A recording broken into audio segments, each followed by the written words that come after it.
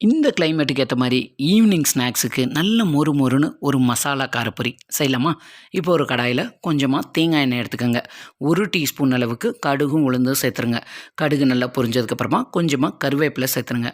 கருவேப்பிலை சேர்த்துட்டு ஒரு 10லேருந்து ஒரு 15 பல்லு பூண்டு வந்து தோலோடவே நான் தட்டி எடுத்து வச்சுருக்கேன்.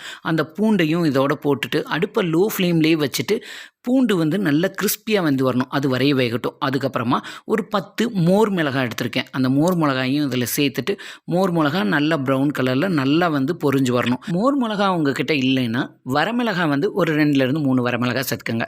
இப்போ 1/4 கப் அளவுக்கு பொட்டுக்கடலையும் 1/4 கப் அளவுக்கு வறுத்த நிலக்கடலையும் சேர்த்துட்டு இப்போ இது கூட தேவையான அளவுக்கு உப்பும் இதோட சேர்த்துட்டு இந்த பொட்டுக்கடலையும் நிலக்கடலையும் வந்து நல்லா கிறிஸ்பி ஆகிற வரைக்கும் நல்லா வறுத்து விட்டுருங்க.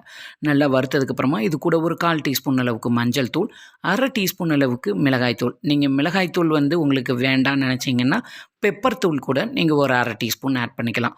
சேர்த்துட்டு இதை வந்து ஒரு 10 செகண்ட் அடுப்பை சிம்மில் வச்சுட்டு இந்த மசாலாவை வதக்கி விடுங்க. அதுக்கப்புறமா நம்ம எடுத்து வச்சுருக்க பொரியை ஃபைனலாக இதோட சேர்த்துட்டு பொரி வந்து நல்லா மிக்ஸ் பண்ணி கொடுத்து மசாலாலாம் நல்லா மிக்ஸ் ஆகிற மாதிரி மிக்ஸ் பண்ணிவிட்டு சிம்மில் ஒரு 2 நிமிஷம் ஆனால் கைவிடாமல் நீங்கள் மிக்ஸ் பண்ணிக்கிட்டே இருக்கணும். இல்லைன்னா பொரி வந்து அடியில் கருகிரும். ஸோ அந்த மாதிரி இல்லாமல் நல்லா மிக்ஸ் பண்ணி கொடுங்க. ஈவினிங் வந்து இந்த கிளைமேட்டுக்கு நல்லா சூடாக மசாலா காரப்பொரி வீட்டிலே ரெடி ஆயிடுச்சு. இந்த பொரி நல்லா சூடு ஆறுனதுக்கப்புறமா ஒரு ஏர்டைட் கண்டெய்னரில் போட்டு ஸ்டோர் பண்ணி வச்சுக்கிட்டிங்கன்னா ஒரு 3லேருந்து 4 நாள் வரைக்கும் வச்சு சாப்பிட்லாம்.